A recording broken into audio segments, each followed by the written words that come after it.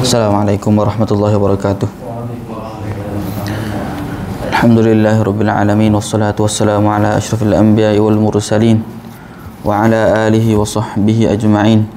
Subhanaka la ilma lana illa ma 'allamtana innaka antal alimul hakim wa la haula wa la quwwata illa billahil aliyyil azim. Amma ba'd. Syukur kita kehadrat Allah Subhanahu wa taala atas nikmat kurniaan yang Allah Ta'ala beri kepada kita, dapat lagi kita bersama-sama pada malam ni. Jadi Allah Subhanahu Wa Ta'ala masih lagi beri peluang kepada kita untuk solat secara berjemaah, masih lagi memberi peluang kepada kita untuk mengecapi nikmat-nikmat ibadah, yang mana antara benda yang kita paling risaunya ialah Allah Subhanahu Wa Ta'ala tarik daripada kita nikmat melakukan ibadah. Sebab sedaknya melakukan ibadah ni, bahasa mudahnya Allah tu orang tu pilih lah. Orang hak biasa puasa, dia kekok nak tinggal puasa. Puasa puasa tak sedap hari ni. Rupanya tak puasa. Orang hak apa ni panggil maya di Jumaat di masjid. Semoga Allah Ta'ala buka hati hamba sendiri, khususnya lah kita sebagai kecak mula-mula sekalinya, supaya Allah Ta'ala teguhkan hati kita untuk cuba untuk solat berjemaah secara istiqamah, secara sepenuhnya semampu kita boleh. Kita tanya pada diri kita lah, kita tengok tu email ke apa, orang-orang yang biasa mari masjid. Kalau dia tak mari masjid tu bahasa tak sedap.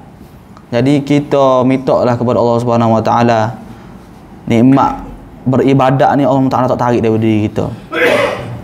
Apabila Allah Ta'ala tarik nikmat beribadat ni, tak ada apa lah, tidak ada berasa. Juga nikmat kita beribadat, khususnya juga kita menuntut ilmu lah ni. Satu nikmat juga. Yang mana nikmat ibadat, nikmat-nikmat hamba sebut kita panggil halawatul iman, kemanisan iman ni, benda kita tak boleh nak ayat kat orang lah. Jadi kita sendiri hak rasa, dan apabila kita rasa benda tu adalah merupakan satu benda hak baik, maka kita doa kepada Allah Ta'ala supaya Allah Ta'ala tak tarik daripada diri kita. Apabila Allah Ta'ala tarik kat, Allah risaulah kitanya. Sebab kita risau dengan Allah Ta'ala tarik nikmat-nikmat beribadat kepada Allah Ta'ala, nikmat menuntut ilmu, nikmat mendengar ilmu, nikmat suka dengan orang cerita mengenai kebaikan, Allah Ta'ala tarik kat, kita risaunya ianya menjadi alamat Allah Ta'ala benci pada kita. Allah Ta'ala tarik nikmat-nikmat slow-slow lah. Jadi alhamdulillah Allah Ta'ala bagi nikmat kepada kita untuk melakukan solat secara berjemaah. Hamba sebut tadi lah, pertama sekali pada hamba hak kecil ni, kita doa kepada Allah Ta'ala supaya Allah Ta'ala bagi taufik kepada kita untuk terus istiqamah lah. Sebab nak buat baik ni mudah, nak istiqamah tu payahnya. Nak istiqamah tu payah. Sebab tu Nabi SAW sendiri pun sebut apa apa ni, kalau tak mari istiqamah lah walaupun sikit. Mungkin ada orang tu dia semangat taubat kepada Allah Ta'ala, malam ni 20 rakaat, esok ke lega subuh tak bangun. Kita tak sil lah gitu. Kita nak walaupun kebaikan hak sikit kita buat, Allah Ta'ala kurniakan istiqamah kepada kita, kurniakan kepada kita kecintaan kepada Allah Subhanahu Wa Ta'ala, kurniakan kepada kita kemanisan dalam beribadat. Jadi alhamdulillah, kita sambung lagi dalam kuliah kita mengenai sirah Nabi SAW, yang mana kita habis baru ni kita cerita mengenai peperangan Khandaq. Jadi peperangan Khandaq ni peperangan pagi. Nama lain dia apa? Dua markah. Ahzab. Ahzab ni maksudnya adalah persekutuan yang berlaku bagi orang musyrikin Mekah bersama juga dengan kabilah-kabilah Arab yang lain dan juga Yahudi daripada dalam. Yang mana Allah Ta'ala abadikan dalam Al-Quran, serangan yang ditimpa oleh Nabi SAW ataupun orang muslimin adalah dari semua sudut. Idh ja'ukum min fawqikum au min tahti arjulikum, yang mana mereka datang kepada kamu daripada atas dan juga datang kepada kamu daripada bawah. Jadi semua tu adalah serangan yang diberikan oleh kaum musyrikin Mekah dengan pakatan-pakatan mereka, yang mana menyebabkan orang Islam yang ada tentera yang direkodnya ialah 3,000 orang melawan 10,000. Walaupun kita kata kita ada keimanan, tapi Allah Taala tetap beri uji orang mukmin ni ada ketakutan yang fitrah. Kita kalau lah kita pergi ke dalam hutan, kita takut korima, sudahlah, syiriklah bodoh. Tu takut hak fitrah. Kita ada. Jadi para sahabat pun Allah Taala uji juga. Takut ke tak 3,000? Walaupun kita kata bereslah kita ni Khandaq ni selesai lah. Ada sahabat hak mati. Ada sahabat hak cedera. Antara sahabat yang cederanya siapa? Sa'ad bin Mu'adh. Jadi tuan-tuan dan puan-puan kena ingat dua Sa'ad. Sa'ad dalam sejarah ni banyak. Antara Sa'ad yang masyhurnya kita boleh sebut lebih kurang 3. Antaranya Sa'ad bin Abi Waqqas. Sa'ad bin Abi Waqqas ni antara salah seorang daripada orang yang dijamin syurga. Ada 2 Sa'ad lagi. Sa'ad yang pertama ni Sa'ad bin Mu'adh. Sa'ad bin Mu'adh adalah ketua bagi kaum Aus. Dia adalah ketua orang Aus. Dan juga kita ada Sa'ad bin Ubadah. Sa'ad bin Ubadah. Jadi Sa'ad bin Ubadah ni adalah ketua kaum Khazraj. Dua-dua nama Sa'ad. Lagi tak ada sebut Sa'dan, 2 orang Sa'ad. Jadi Sa'ad ni dia antara orang yang tercedera dalam peperangan Khandaq.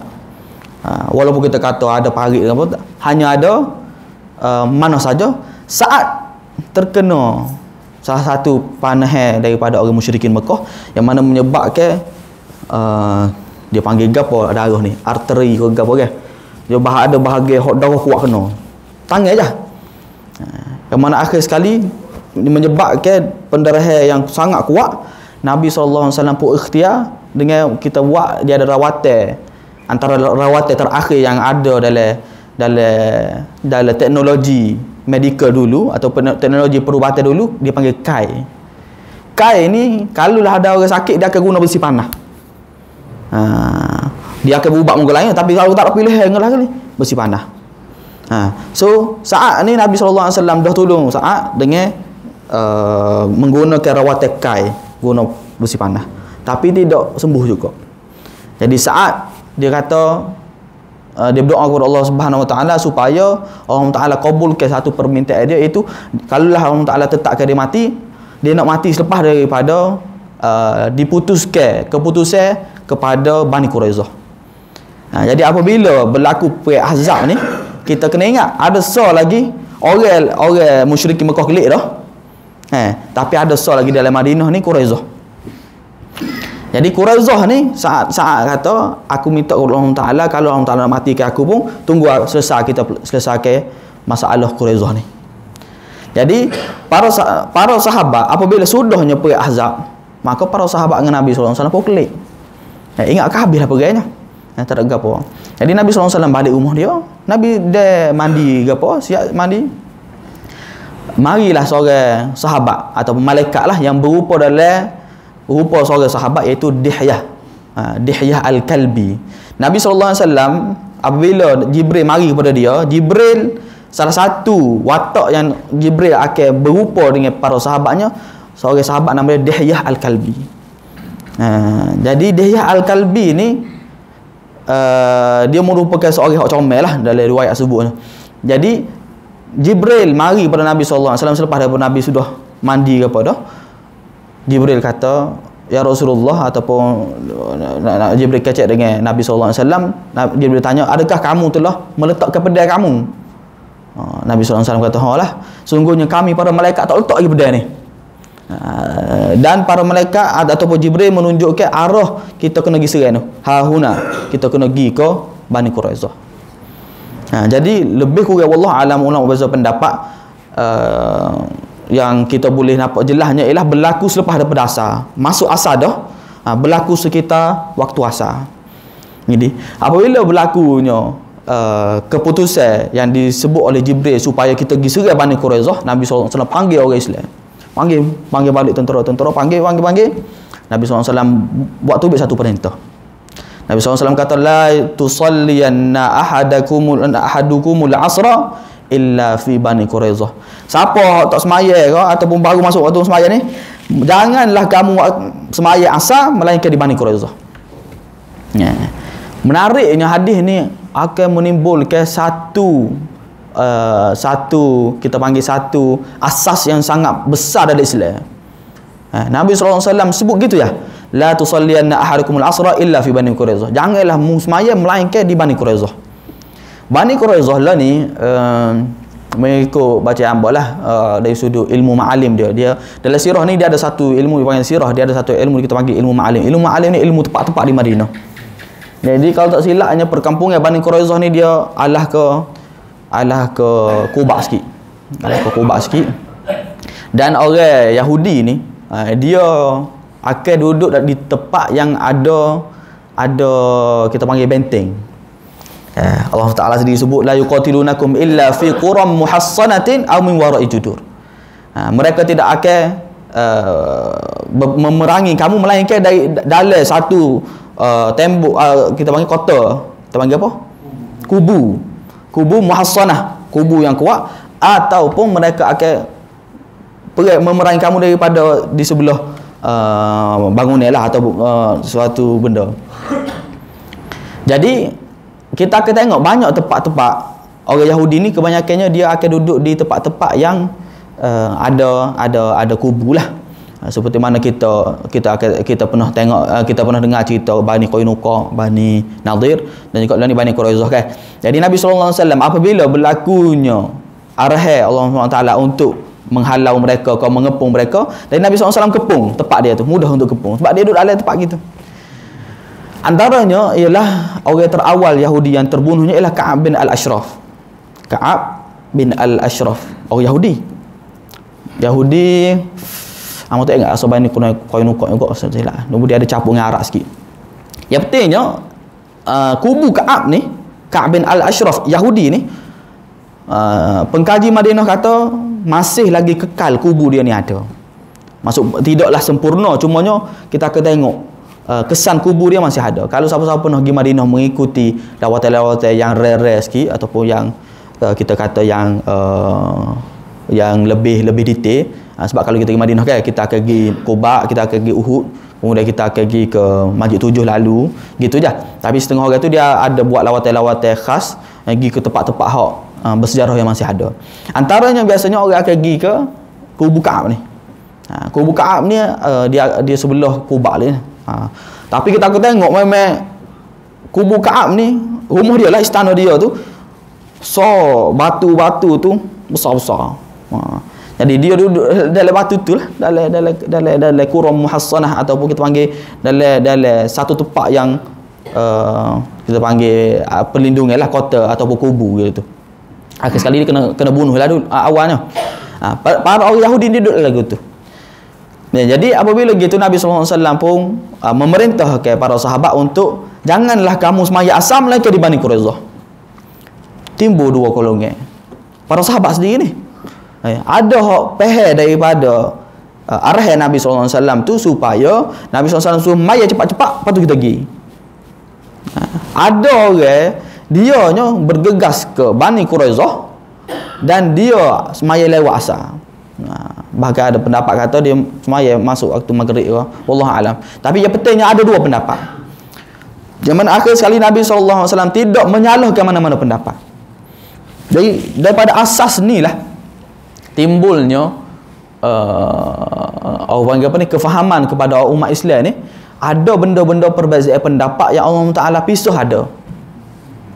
Supaya apa? Supaya menjadi keringanan kepada umat Islam. Kalaulah kita kadang-kadang kita berpegang dengan satu pendapat sahaja, masalah. Tak boleh kata mudah dan kita kata senangnya macam isu benda-benda hak berlaku di Malaysia, kita pergi ke umrah. Kunuk tak ada. Apa lagi? Antaranya fatwa daripada tabur haji sendiri dari sudut cetuh yang tertina. Apa ni? Ni adalah keluasan Islam.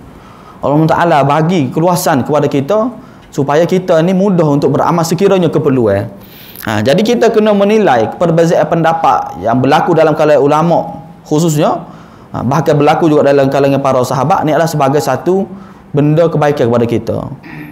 Sehingga kan disebut satu perkataan, walaupun benda tu bukan hadis, sebahagiannya orang kata hadis, tapi dalam pendapat yang betulnya ialah bukan hadis lah. Ikhtilafu ummati rahmah. Perbezaan pendapat dalam umat aku ni adalah satu rahmah. Jadi kadang-kadang perbezaan pendapat ni boleh menjadi rahmah kepada kita. Jadi ada sahabat yang semaya cepat-cepat pergi, ada sahabat yang pergi dulu baru lagi semaya di Bani Quraizah. Nabi SAW sebut lagu tu. Akhirnya Nabi SAW tidak menyalahkan dua-dua golongan. Jadi apabila sampai di Bani Quraizah, Nabi pun kupung. Nabi kepung, minta maaf. Nabi kepung orang Yahudi, sehinggalah orang Yahudi dia apa ni? Dia nak nego dengan Nabi SAW. Ya Rasulullah, dia minta orang untuk nak suruh dia nak kacak kira. Antaranya orang yang dia minta untuk kacak kiranya Abu Lubabah. Abu Lubabah ni dia merupakan orang yang ada hubungan dengan orang Yahudi lah. Seperti mana kita tahu, sebelum daripada Nabi Sapa, hak duduk di Madinahnya ialah Aus Khazraj Yahudi.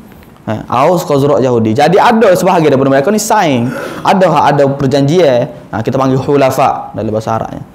Jadi orang Yahudi ni minta Abu Lubabah sebagai orang tengah lah untuk mereka buat kira. Nabi SAW hantar Abu Lubabah. Jadi Abu Lubabah, apabila orang Yahudi nak buat kacau kira tu, dia buat orang tengah dia jerit gapo, budak-budak pun jerit. Abu Lubabah mari sedih. Sayang aku lah ni belakang ni. Tapi Abu Lubabah kata, dia buat isyarat mengenai hukum Nabi SAW. Dia tunjuk di tekak. Dia tunjuk di tekak. Bukan maksud dia, maksudnya Nabi nak bunuh kamu ni. Dia tunjuk. Sehinggalah apabila dia teringat lepas daripada tu, dia berasa bersalah. Sudahlah. Nabi duk tunggu dia ni. Nabi duk tunggu keputusan apa Abu Lubabah bicara dengan orang Yahudi. Akhirnya Abu Lubabah ambil keputusan, dia berasa bersalah, dia pergi ikat diri dia di Masjid Nabawi. Dia ikat di diri dia di Masjid Nabawi, sehinggalah dia berdoa kepada Allah Taala supaya Allah Taala terima kesalahan dia tadi. Jadi apabila dia duduk di Masjid Nabawi, dia duduk beberapa hari lah. Nabi SAW tengah tunggu keputusan dia. Mungkin kawasan itu juga. Jadi rupa-rupanya Abu Lubabah ikat diri dia, yang mana tiai Abu Lubabah ni dikenali dalam Masjid Nabawi sebagai tiai taubat. Siapa-siapa suka nak nyari tiai aku dalam Masjid Nabawi tu, dia ada satu tiai tu kita panggil tiai taubat. Ni tiai Abu Lubabah.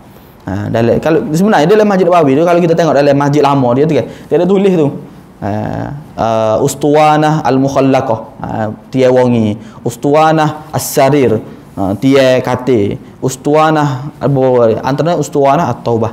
Ini cerita Abu Lubabah. Jadi apabila para sahabat kata Abu Lubabah duduk Masjid Nabawi tu ikat diri, Nabi SAW kata, sungguhnya kalau dia oyak kat aku akan maafkan. Tapi dah dia nak buat lagu tu kak, kita Allah Taala pun rakam ke keputusan Abu Lubabah tu, dengan Allah Taala akhirnya menurunkan taubat kepada Abu Lubabah. Diriwayatkan dia ikat diri dia selama lebih kurang 6 hari. Dia ikat diri dia, waktu semaya bini dia buka di semaya. Lepas tu dia ikat pula.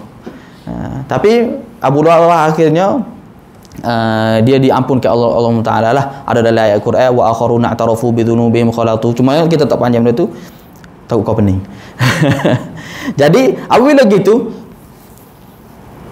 Aus ni antara orang yang ada hubungan dengan Bani Quraizah.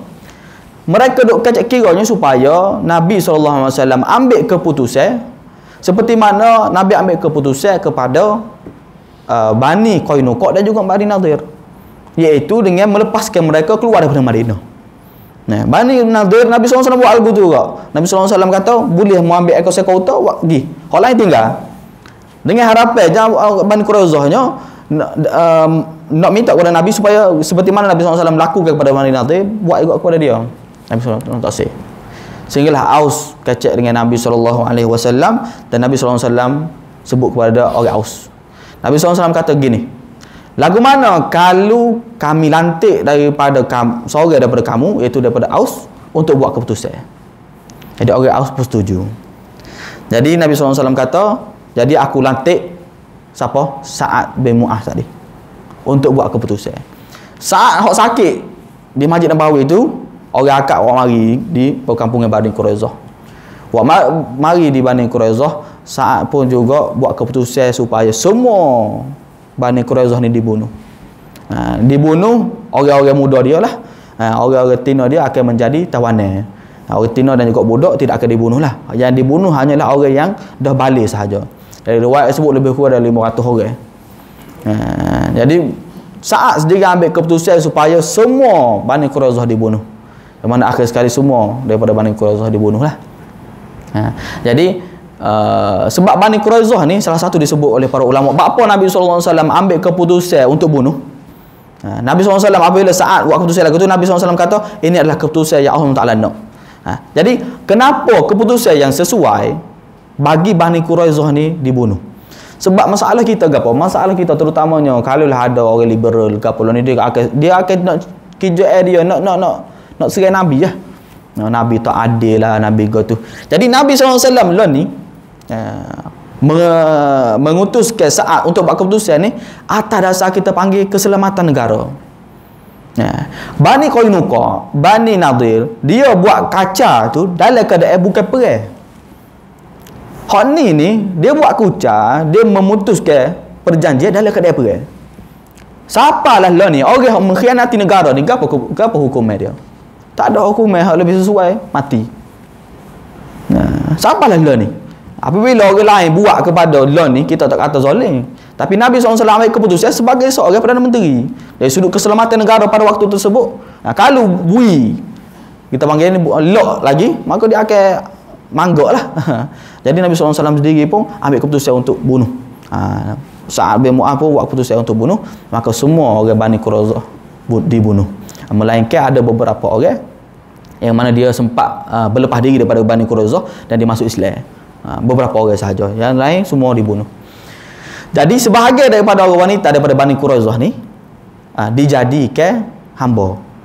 Salah seorangnya Nabi SAW memilih untuk dijadikan hamba Nabi SAW, nama dia Raihanah. Sebab tu kita akan jumpa isteri Nabi ni, pertama sekali ada berapa isteri Nabi? Boleh bilang kita? Khadijah. Lepas tu Saudah. Lepas tu Aisyah. Lepas tu Ummu Salamah. Lagi siapa? Muslimat suka ingat ni. Hafsah binti Umar. Lagi? Zainab binti Khuzaimah. Zainab binti Khuzaimah dengan Zainab binti Jahash. Lagi? Maimunah, Safiyah. Sebelah belakang. Ramlah. Tak ikut juga bagi ni. So lagi. Maria termasuk dah, tak ingat. Yang pentingnya ada dua orang daripada isteri Nabi tadi adalah orang yang merdeka. Dua orang ni ada dua orang, iaitu Maria dan juga Raihanah ni. Raihanah ni ulama beza pendapat. Raihanah ulama beza pendapat, tapi Maria confirm dia menjadi isteri Nabi yang sah, dan dia melahirkan Ibrahim. Raihanah apabila Nabi SAW memilih dia untuk menjadi hamba, maka dia kata boleh, tak ada masalah. Nabi SAW menawarkan dia untuk masuk Islam, dia tak usah. Boleh aku jadi hamba tapi aku tak usah masuk Islam. Selepas daripada itu, ada seorang sahabat bagi tahu Raihanah nak masuk Islam.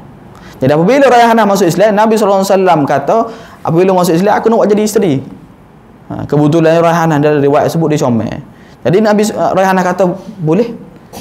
Boleh minta maaf. Raihanah kata aku masuk Islam dah, tapi aku tetap nak jadi hamba. Tak usah jadi isteri. Maka Raihanah kekal sebagai hamba Nabi SAW lah. Boleh. Jadi antara benda yang berlaku dalam Quraizah ni adalah Nabi SAW mendapat seorang hamba yang dinamakan sebagai Raihanah, orang Yahudi. Boleh. Jadi selepas daripada peperangan Quraizah dan juga Ahzab ni, Nabi SAW sebut al-an nakhzuhum wala yakhzunana. Lepas daripada ni mereka tidak akan lagi menyerang kita, kita pula akan serang. Jadi apa yang berlaku, Ghazwah Khandaq berlaku sehingga hujung Zulqa'dah. Zulqa'dah. Tahun yang kelima Hijrah. Tahun kelima Hijrah ni hujung-hujung tahun kelima tu berakhirnya peperangan Khandaq dan juga Bani Quraisyah. Bila pula berlaku peristiwa besar lepas daripada tu? Zulqa'dah lepas pula. Setahun pula lepas daripada tu. Iaitu kita panggil sebagai perjanjian Hudaibiyah. Selama tempoh setahun, antara benda besarnya Nabi SAW buat, Nabi SAW serai orang yang terlibat dalam perang Ahzab. Nabi SAW serai antaranya apa ni, Al-Huqaiq ke apa, bin Abil Huqaiq, kamu tak ingat. Yang pentingnya Nabi SAW serai. Nak ayatnya ni adalah benda bersifat politik. Dulu apabila orang Islam kalah daripada Uhud, kepercayaan orang kepada orang Madinah kurang. So kita akan diserai dan kita akan pergi ke tempat tu untuk serai. Jadi lepas daripada ni kita menang, kita perang tu untuk nak tunjuk kekuatan kita.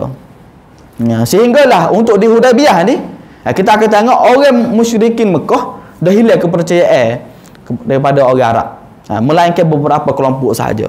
Sebab itulah kita, Nabi SAW apabila di Hudaibiyah, Nabi sangat-sangat nak masuk Madinah dalam keadaan buat umrah dengan harapan yang tidak berlaku apa-apa sekatan daripada orang Mekah. So orang Mekah tak ada apa dah, orang tak percaya dia ni. Jadi Nabi SAW sebelum daripada Hudaibiyah, Nabi atau orang tu, Nabi atau orang ni, Nabi atas serai situ, Nabi atas nak tunjuk kekuatan bahawa kita menang dah. Allah Ta'ala sebut dalam Al-Quran, lam yanalu khaira wa kafallahu al-mu'mini wa raddallahu Allah Ta'ala merakamkan dalam Al-Quran orang kafir kelik dalam keadaan marah, dalam keadaan mereka tak boleh bersatu. Nabi SAW pun tak boleh bunuh, hamba pun tak boleh. Jadi orang-orang yang terlibat pun putus asa dengan orang Quraisy. Jadi peristiwa yang kita akan sebut lepas daripada ni ialah Sulhul Hudaibiyah, perjanjian Hudaibiyah. Jadi perjanjian Hudaibiyah ni, kalaulah kita pergi ke umrah, antara tempat hak kita akan pergi niatnya, kalau hamba nak tanya sikit, ada ramai kita ni sebenarnya ramai pergi umrah dah ke tak lagi? Ramai dah pernah pergi umrah? Siapa tak pergi lagi? Tak pergi langsung lagi Mekah? Tak pergi. InsyaAllah kita doa kepada orang tak pergi tu supaya Allah Ta'ala mudah urus, saya boleh pergilah, insyaAllah kena pergi. Niat dulu. Kalau kita mati dari niat tu, Allah Ta'ala nilai lah kemananya. Sebab hamba ceritalah, pergi umrah ni bukan sebab harta, sebab Allah Ta'ala pilih. Sebab tu kita panggil sebagai tetamu Allah. Orang boleh pergi umrah ni banyak sangat. Hamba jumpa je ada orang tu kadang-kadang dia pergi umrah bila? Umrah apabila dia boleh harta pusaka sikit. Dia pergi umrah. Dia tak suka-sukanya, mungkin tak ada duit ke apa satu. Kebetulannya boleh sedikit harta dari sudut pusaka ke apa, dia boleh pergi. Sebab apa? Sebab kita tahu lagu mana Allah Ta'ala nak pilih kita. Orang ada duit pun boleh tutup apa. Ramai mana orang tak ada duit, tak apalah, Tuhan tak jemput lagi. Molek ajar jemput dulu. Mati jemput dulu lah. Yang penting kita letak niat, dan kita usahalah setakat mana boleh rancang. Kalau kita pergi umrah, dia ada satu tempat kita panggil Hudaibiyah. Hudaibiyah ni tempat kita nak pergi niat. Dia ada beberapa tempat hak biasanya orang pergi niat situ. Sebab apa? Sebab tempat tu Nabi SAW sendiri pun pernah niat, pernah berlakunya peristiwa yang melibatkan Nabi SAW. Antaranya orang pergi mana so paling dekat sekali dengan Mekah, Masjid Aisyah. Kita kena faham bahawa benda ni hak kita sebut ni ialah dia bukan miqat. Ni antara salah faham. Dia setengah orang tu membolehkan nama miqat, tapi hak lagi tepatnya hak kita pergi ketika mana kita duduk Mekah, kita kan mari dah kita niat atas kapal terbang kalau kita masuk Mekah dulu. Tu kita panggil miqat qarnul manazil. Apabila kita sapa di Mekah, kita nak pergi buat umrah pula, kita kena pergi tanah halal terdekat. Kita kena pergi tubik tanah halal. Tanah halal terdekatnya ialah Masjid Aisyah. Kita panggil situ ialah apa? Kita panggil apa? Tanaim. Tanaim. Tu paling dekat. Berapa kilo 4 kilo lah lebih kurang. Kalau tak silap. Bir Ali di Madinah. Bir Ali adalah miqat Ali Madinah. Ali Madinah. Jadi antara kita perginya Masjid Aisyah, apa ni, Tanaim. Antaranya ialah Ja'ranah tu. Rusak. Antaranya ialah Hudaibiyah. Hudaibiyah ni adalah tanah halal terjauh. Sebab tu kalau kita nak pergi Hudaibiyah dan negara dulu, lebih kurang 20 ke 30 kilo daripada Mekah. Jadi dan negara dulu, ustaz cerita ke apa? Negara. Dalam on the way tu biasanya orang singgah kepada muzium. Ada muzium. Gapo lagi tidak ada? Kilai. Muzium dan juga kilai apa? Kilai kiswah Kaabah. Ada situ. Biasanya orang pergi pasal niat, orang pergi niat lepas tu orang singgah, ada orang singgah dulu lepas tu pergi niat. Ikutlah. Bukan kursus umrah malam ni. Ayatnya Hudaibiyah. Jadi Hudaibiyah ni Nabi SAW dapat mimpi. Nabi boleh mimpi. Allah Ta'ala sebut dalam Quran, laqad sadaqallahu rasulahu ru'ya bil haqq. Allah Ta'ala kata, laqad sadaqallahu rasulahu ru'ya bil haqq. Sesungguhnya Nabi SAW telah melihat mimpi yang benar. La tadkhulunnal masjidal harama insyaallahu aminin. Kamu akan masuk ke masjid haram dalam keadaan selamat. Muhalliqina ru'usakum wa muqassirin, dalam keadaan selepas daripada tu botak belaka. Maksudnya sudah buat umrah lah. Wa muqassirin ataupun pendek rambut. Insyaallah aminina muhalliqina ru'usakum wa muqassirin la takhafun. Kamu yang takut. Fa'alima ma lam ta'lamu faja'ala min duni dzalika fathan qariba. Sungguh Allah Ta'ala tahu apa kamu tak tahu. Allah Ta'ala akan menjadikan pembukaan dalam masa terdekat. Allah Ta'ala beri mimpi kepada Nabi. Allah Ta'ala tahu ayat bila. Para sahabat ni, khususnya orang muhajirin enggak, semua kita sebut sama. Lama mana tak klik kapung. Orang muhajirin, orang Mekah berhijrah ke Madinah, PKP hari itu. Tak mudah orang nak klik kapung baru sebulan, baru setahun. Nak klik kapung ni ada gapo kat kapungnya. Tak ada gapo ada lamuk kita ada kadang-kadang tak ada benda kapung tu orang nak klik kapung. Siapa lah ni pun. Setengah-setengah orang duduk di Kuala Lumpur, dia buat rumah di kapung. Mari klik kadang-kadang. Sebab apa? Tak boleh nak oyak sebab perasaan tu. Jadi lagu mana perasaan sahabat orang muhajirin, orang Mekah yang berada hijrah di Madinah 5 tahun. Masuk tahun ke-6 ni. Nabi SAW kata, aku tengok mimpi dah. InsyaAllah kita akan pergi Mekah. Allah, tak ada benda perasaan yang lebih besar. Kita akan tengok cerita ni, panjang ni cerita ni. Pukul berapa Aisyah? 25 kau 20 21. Kita akan tengok beberapa peristiwa. InsyaAllah kita akan sambung minggu depan lah. Secara umumnya para sahabat gembira boleh masuk Mekah ni, khususnya orang Mekah, orang asal Mekah. Jadi apabila Nabi SAW sebut bahawa Nabi mimpi akan masuk Mekah, maka semua sahabat gembira untuk masuk ke Mekah. Tapi sebelum daripada tu, ada juga gangguan daripada orang Quraisy dan juga daripada dipanggil Ahabish. Ahabish ni ada kabilah-kabilah lagi yang masih bersama dengan Quraisy. Jadi Nabi SAW tanya Abu Bakar, tanya para sahabat. Kalau tu tanya Abu Bakar, pertanyaan para sahabat, lagu mana kita ni? Kita ni nak masuk Mekah dulu ke? Ataupun kita habiskan dulu orang-orang yang dekat dengan Quraisy ni, kemudian barulah kita masuk Mekah. Jadi Abu Bakar kata, gini ya Rasulullah, kita pergi lah masuk Mekah. Kalau ada sekat kita bunuh, kita pergi. Kalau ada sekat kita pergi.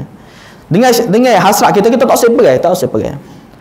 Lagu mana nak menunjukkan kita tak usah pergi? Nabi dan juga para sahabat pakai ihram.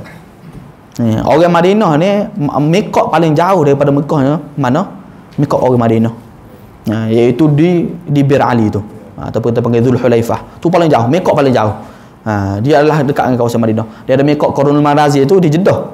Berapa kita kena niat dah ni? Sebab masa kita masuk atas flight tu, masuk ke kita lalu nak masuk ke Mekah tu, kita lalu dah mikot. Jadi kita kena niat atas tu. Dekat dah dengan Mekah ya. Tapi kalau lah kita daripada Madinah, mikot kita ialah Qarnul Zulhulaifah atau Bir Ali. Jauh. Jadi para sahabat pakai awal dah. Pakai. Antaranya juga mereka tidak bawa alat perang, melainkan pisau. Kalau kita agak sabit ya ada. Kalau benda penting. Tidak ada alat perang kau apa tak ada. Hanya ada silahul musafir dia panggil. Ada kita panggil apa ni? Hak nak buat nebah-nebah ke. Tapi pada pasir tak ada deh.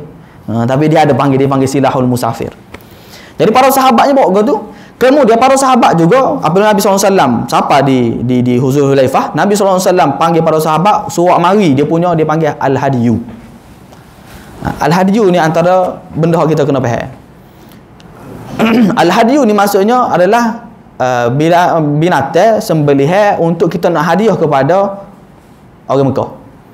Itulah hadiahnya. Jadi sebenarnya kita boleh buat hadiah ni tak terikat dengan haji. Lah ni al-hadiyu, orang salah faham kadang-kadang orang guna istilah dam. Bayar dam. Dam ada cerita dia. Dam ni berlaku ketika sekiranya kita ada masalah, kita ada buat salah kan. So kita kena dam. Dan dam ni bukan semua kambing. Setengah orang kadang-kadang mentaliti dia tu, Allah, takutnya nak pergi umrah. Takut nak pergi umrah apa? Takut kena bayar dam lah. Tak semua dam tu kambing. Ada dam bayar orang miskin. Ni orang ni cupok kan. Ni orang miskin. Ada dam apa lagi? Dam poso kan kalau silapnya. Barulah kalau lah hak besar antaranya bersetubuh dengan isteri. Tu memang dam besar. Tu adalah dam ni kita panggil denda. Tapi al-hadiyu ni contoh ketika mana kita buat haji, kita ada berapa haji? Kita ada ifrad, kita ada qiran, kita ada tamattu'. Kalau kita buat ifrad, kita tak perlu hadiyu. Kita tak perlu buat hadiyu. Tapi kalaulah kita buat qiran ataupun kita buat tamattu', kita package sekali dengan hadiyu. Sebenarnya istilah dia adalah hadiyu. Orang panggil dam pun tak apalah, tapi istilah sebenarnya dia package. Apabila kita buat pun ni, kita seolah-olahnya kena dam. Tapi hak betulnya dia adalah hadiah. Jadi sebenarnya hadiyu ni tidak terikat dengan haji sahaja. Kalau dalam umrah, contohlah kita nak pergi ke Mekah, kita nak buat juga hadiyu. Boleh, tak ada masalah. Dan kita pun faham bahawa benda ni adalah benda yang orang Arab tahu. Orang Arab duk buat dah benda ni. Sejarah-sejarah dari sudut umrah ni berlaku dah daripada zaman Nabi Ibrahim ke apa, tahu berlaku dah. Jadi orang Arab Mekah, musyrikin Mekah, apabila dia tengok orang bawa hadiyu, orang pakai ihram ni, confirm orang tak sini nak pergi. Dan mereka sepatutnya kena menghormati orang yang apabila orang masuk Mekah untuk buat umrah. Tu Nabi SAW tak usah pergi. Sebab Nabi SAW tahu dah, saya pun tak kuat. Kalau pergi apa menit, gitulah bahasa mudahnya.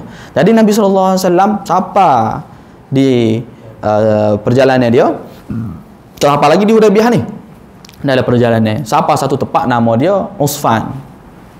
Siapa tempat di Usfan ni, orang musyrikin hatta ada Khalid Al-Walid sebagai ketua untuk kita tengok orang muslimin. Jadi apabila siapa di Usfan ni, kita sambung minggu depan insya-Allah. Ada cerita dia di Hudaybiyah lah insya-Allah ni. Adalah beberapa peristiwa lagi. Menariklah Hudaybiyah ni. Teaser dulu dah sebelum minggu depan. Kita pernah cerita pun secara ringkas sebelum ni, antaranya lepas daripada ni akan berlaku siapa di Hudaybiyah nanti, antara orang hak kita panggil bersemangat untuk masuk ke Mekah ni siapa? Umar. Apabila Nabi SAW buat keputusan kepada orang Mekah ataupun orang Islam dengan orang Mekah, kita buat perjanjian damai. Daripada sinilah berlakunya perjanjian damai berat sebelah. Umar apabila dengar Nabi SAW buat perjanjian yang berat sebelah tu, Umar pergi, kita panggil apa tegur Nabi lah, kita kata kita tegur Nabi, sehinggalah nak Umar kata, bukankah kamu ni Rasul hak betul, bukankah kalau kita mati ni kita akan masuk syurga, kalau perlu pergi kita pergi ya Rasulullah. Sehinggalah pada itu dia kata, Allah nyesanya aku kerja aku tu. Semangat nak ayatnya para sahabat ni nak klik kapu ni, semangat ni.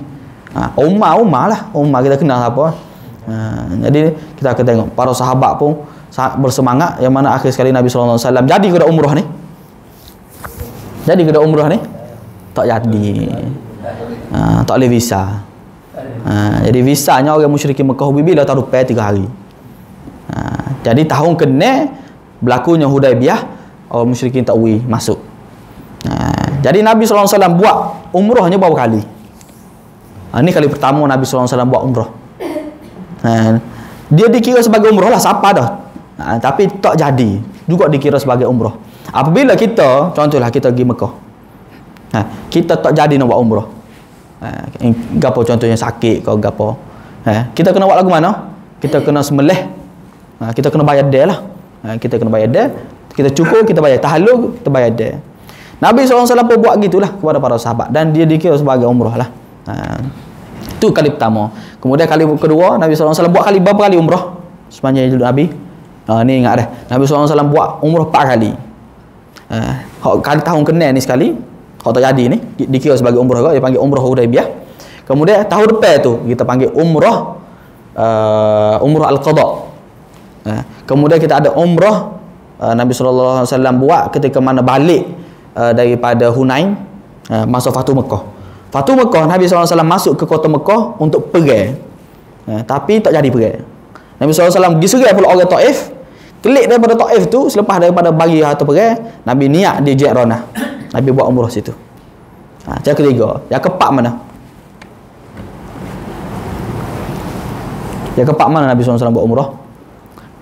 Nabi buat umrah dalam haji. Tu 4 kali Nabi SAW buat umrah. Haji berapa kali Nabi buat? Sekali sahaja. Itu dah satu-satunya Nabi, haji Nabi, dan satu-satu haji Nabi dan satu-satu haji wada' Nabi, haji perselisihan Nabi SAW. Itu secara ringkas mengenai umrah lah. InsyaAllah lepas ni kita akan tengok dari Hudaybiyah banyak lagi perkara menarik. Apabila Nabi buat keputusan itu, antara orang yang akan, orang wanita yang berjasa dalam cerita Hudaybiyah ni siapa? Nabi SAW ketika mana dia pergi ataupun dia musafir, dia akan bawa isteri dia. Dalam banyak peperangan Nabi bawa Aisyah lah. Nabi akan undi. Jadi kita kalau kita musafir kena undi ke tak? Kena undi tak isteri kita untuk bawa? Tak, sebab kita nikah seorang. Kalau kita nikah ramai, pak ke apa, kita sunat untuk kita kalau nak musafir, kalau lah kita boleh bawa seorang, kita sunat untuk kita nak undi. Waktu kita panggil undi isteri mana dah. Jadi Nabi SAW akan undi isteri dia. Siapakah isteri Nabi yang ikut ketika mana Hudaybiyah? Ummu Salamah. Kalau kita cerita Aisyah tinggal kalung tu dalam peperangan apa tak ingat dah. Tu Aisyah bawa. Aisyah hak Nabi SAW bawa. Ada sebahagiannya isteri Nabi SAW lain. Tapi dalam Hudaybiyahnya Nabi SAW bawa Ummu Salamah.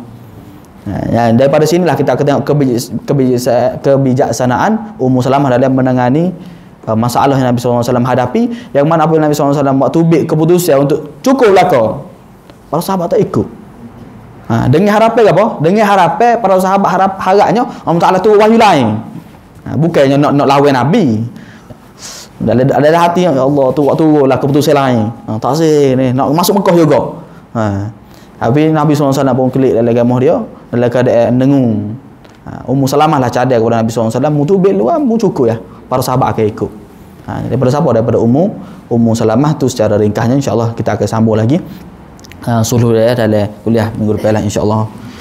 Terima kasih belaka atas perhatian tuan-tuan dan puan-puan para jemaah sekalian. Semoga Allah Taala bagi taufik kepada kita untuk terus beramal, untuk terus berada dalam istiqamah dalam kebaikan ni, dan juga kita hamba minta maaf lah sekiranya ada salah silap. Boleh bagi tahulah kalau ada salah silap, hamba boleh betul, dan maklumat ada kadang-kadang terlepas kecek ke apa, minta maaf kalau ada siapa sehatilah insya-Allah. Jadi insya-Allah kita akan sambung dalam kuliah minggu depan. Subhanakallahumma hamdika asyhadu an la ilaha illa anta astaghfiruka wa atubu ilaik. Wa sallallahu alaihi wa sallam Muhammadin wa ala alihi wa sahbihi ajma'in. Walhamdulillahi rabbil alamin.